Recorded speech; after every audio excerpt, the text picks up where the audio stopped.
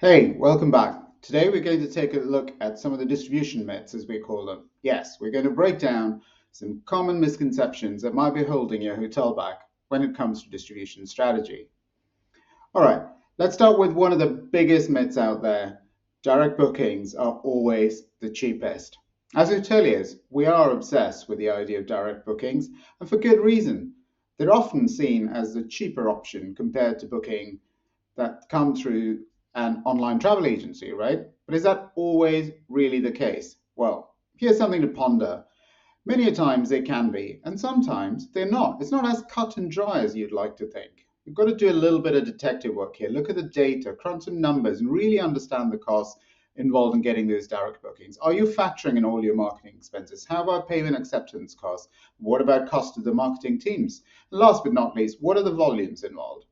There is no question that direct bookings are the best source and helps you build stronger customer relationships, and that's a huge win. Plus, of course, it is the most sustainable route, which is why we obsess over it. But don't automatically always assume they're always the cheapest route. We'll explore this in more depth later on, but keep that in mind. Direct may not always equal cheaper. Now, let's flip the script and talk about the other side of the coin, OTAs and wholesalers. There's a general belief out there that OTAs are the bad guys because they charge high commissions. Yes, those commissions can be frustrating, and OTAs do wield a lot of influence in the market, and they do have the habit of arm twisting hotels. So it's easy to think of them as the enemy. But are they really?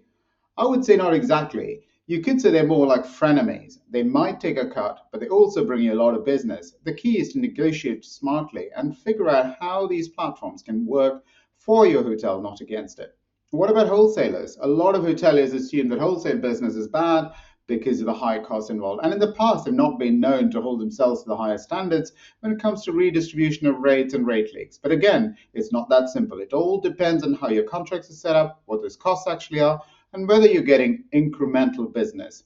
If you're just shifting business from one channel to another, like if your guests would have booked directly but ended up booking through a wholesaler, you're not really winning. But if you're using wholesalers strategically to build base business, they can be a really good source of new business.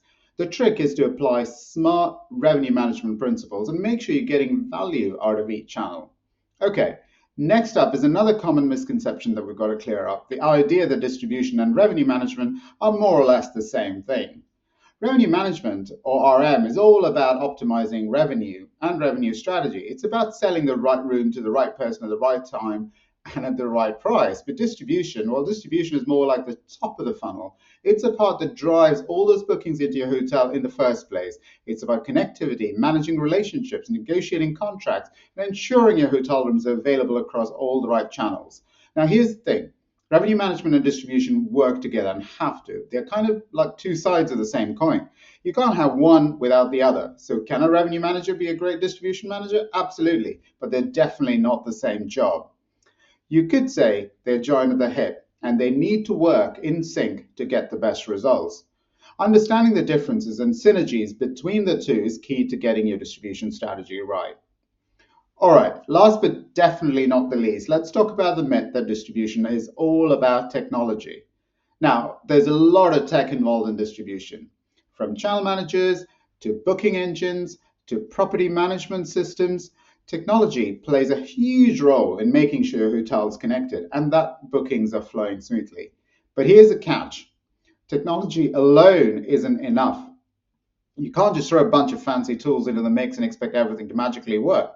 What really makes distribution successful is having a strategic plan in place. You need clear processes, the right agreements, and a vision for how your distribution strategy fits into your hotel's overall goals. So, yes, the right technology is essential, but it's just a piece of the puzzle. Without the right strategy to back it up, even the best tech won't give you the results you're looking for. So, there you have it. In summary, direct bookings are the best for your hotel, but don't take it for granted that they're always cheaper. OTAs and wholesalers aren't the enemy. They can be frenemies if you negotiate smartly. Distribution and revenue management are not the same, but they need to work hand in hand. And lastly, it's not all about technology. Strategy matters just as much, if not more important. I hope this has helped shed some light on the often confusing world of hotel distribution and misconceptions. Remember, it's not about choosing one thing over another. It's about finding what works for your hotel and making sure all the pieces work together. Thanks for watching, and I will see you in the next session. Until then, keep questioning those myths and stay curious.